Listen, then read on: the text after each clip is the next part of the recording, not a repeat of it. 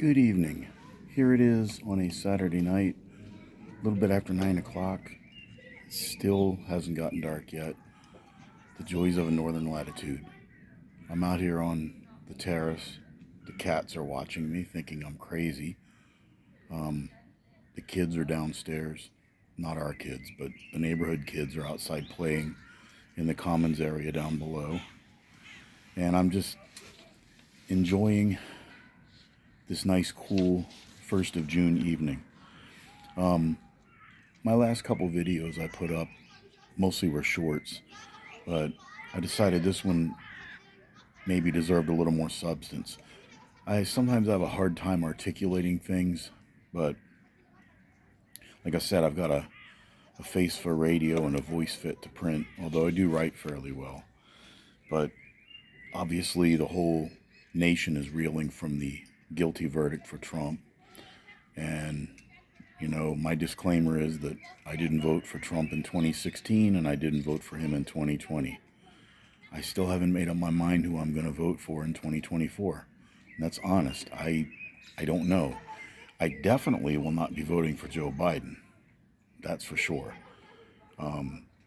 Not so much for ideology purposes, but let's face it, the wheel is turning, but the hamster is dead. He doesn't have the mental faculties to be in the position. He's not calling the shots. Somebody else is pulling his strings. Not that Trump is a spring chicken either, but, Biden is one step away from being a corpse, and Trump is one Big Mac away from a potentially fatal heart attack. And the youth candidate is a 70-year-old guy with a worm-eaten brain. The Libertarians nominated Chase Oliver. He's got a lot of good points about him. Don't agree with him 100% of the time, but he's very polished. He's very good at articulating the message. I was a Libertarian Party member for 25 years, and he's probably very close to being a quote-unquote pure libertarian. Am I going to agree with everybody on everything? Heck no. If I found somebody who agreed with me on everything, I'd be frightened. But some of the things that are going on that while this Trump thing was going on, Joe Biden apparently is trying to push through so that the Ukrainians can use United States weaponry for attacks inside Russian territory. That means missiles, perhaps planes, rockets, drones, artillery fire of some sort, with ordnance landing inside Russian soil. I'm not sure that's a really good idea. We do have U.S. personnel inside Ukraine. They're mainly advisors, but anybody who thinks we don't have people there, maybe they're not regular troops, but we're stuck in that quagmire, and it's always very easy to get into these things and very hard to get out. And that doesn't matter who the president is, because the so-called military-industrial complex stands a lot to gain from these conflicts. And quite often, they will fund both sides. We're in a situation where our government,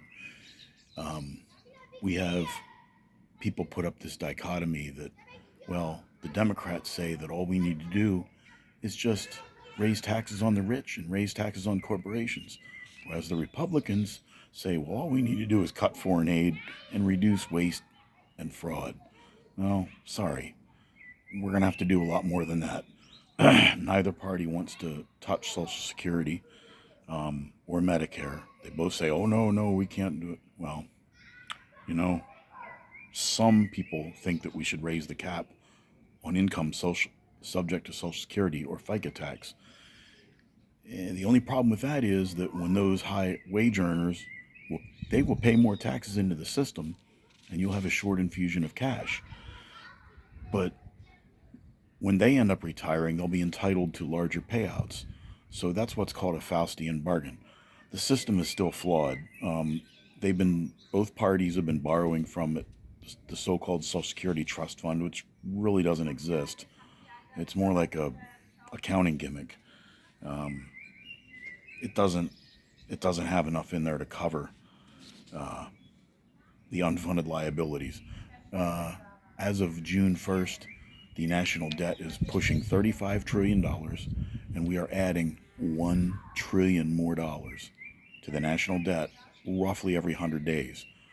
And at the end of fiscal year 2024, the interest on the debt is going to be over $1 trillion dollars. Now, that's paying the interest alone, doesn't even count any principal. That's more than $1 trillion, and that's going to be every year. And it's undoubtedly going to go up because interest rates are going to go up because the people who are loaning Uncle Sam money are going to want a better return on their investment because of the currency being debauched. But nevertheless, that's where we are. So, $1 trillion dollars every single year, that's about 20% larger than the entire national defense budget. It's obviously not sustainable. And the future, or I should say the unfunded future liabilities, are approximately 125 to 180 trillion dollars, depending on which think tank you trust. I have my first grandchild due in late October. The doctor said it's going to be a boy. So when that bouncing baby boy comes into the world, he's going to have $95,000 worth of debt, give or take a little bit. $95,000 worth of debt on his back that he didn't have any role in creating. He had no say in the matter, and he's going to be stuck with that. And the people who did that to him are probably going to be taking a dirt nap by the time things really get crucial. We face some, let's just say we face some very severe austerity measures down the road. Albert Einstein once said that no problem will ever be solved at the same level of awareness at which it was created. And I do believe he's right on that. Another thing going back and forth here, politicians talking about gun control laws. Okay, you have these people who say, well, we need to ban AR-15s. Other people say, we need to have nationwide concealed carry. Other people say, well, we just need to ban large capacity magazines, but they can't even tell you what that means. They talk about assault weapons. They can't define that. They talk about weapons of war. Well, what's a weapon of war? That could be a brick. So, true military equipment, as in an M4, an M16, an M249, citizens are not even allowed to buy that stuff unless you procure it through a Class 3 FFL. You go through a BATF check and you buy tax stamps and all this other stuff. It costs you several $1,000s to own anything that's fully automatic. And other than being a lot of fun, there's really no purpose in it.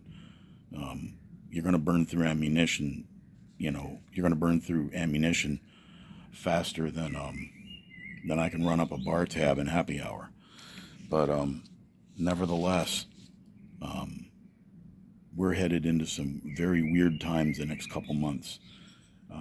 Some people are saying that Trump is going to appeal this. Okay, that's fine. Other people say the Supreme Court might jump in. I don't know if that's going to happen.